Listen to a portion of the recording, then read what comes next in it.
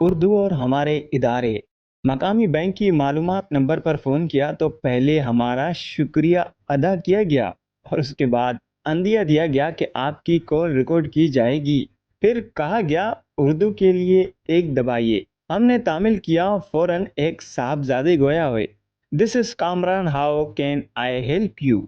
ہم نے ان سے کہا میاں صاحبزادے، ہم نے تو اردو کے لیے ایک دبائیے پر عمل کیا ہے، اس کے باوجود یہ انگریزی۔ فرمانے لگے جی بولیے۔ ہم نے کہا بولتے تو جانور بھی ہیں، انسان تو کہتا ہے۔ جواباً ارشاد ہوا جی کہیے۔ ہم نے کہا ہم کہہ دیتے ہیں مگر آپ کو اخلاقاً کہنا چاہیے تھا، فرمائیے۔ اب وہ پریشان ہو گئے، کہنے لگے سوری فرمائیے، کیا کمپلین ہے؟ ہم نے کہا ایک تو یہ کہ سوری نہیں، معذرت سننا چاہیں گے، اس لیے کہ اردو کے لیے ایک دبایا ہے۔ دوسری بات یہ کہ کمپلین نہیں، شکایت، اس لیے کہ اردو کے لیے ایک دبایا ہے۔ تو سچ مچ پریشان ہو گئے اور کہا سر میں سمجھ گیا، آپ شکایت بتائیں۔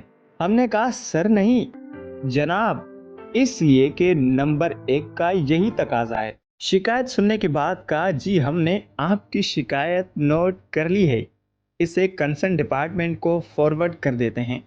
ہم نے کہا کیا؟ تو واقعتاً بوکھلا گئے۔ ہم نے کہا شکایت نوٹ نہیں بلکہ درج کرنی ہے اور متعلقہ شعبے تک پہنچانی ہے، اس لیے کہ ہم نے اردو کے لیے ایک دبایا ہے۔ کہنے لگے جناب میں سیٹ سے اٹھ کر کھڑے کھڑے بات کر رہا ہوں، آپ نے اردو کے لیے ایک نہیں ہمارا گلا دبایا ہے۔ ہم نے کہا اب ایک کہاں دبایا ہے، آپ سیٹ سے کیوں اٹھے؟ آپ کو نشست سے اٹھنا چاہیے تھا، پتہ نہیں آپ کو ہم نے اردو کے لیے ایک دبایا ہے۔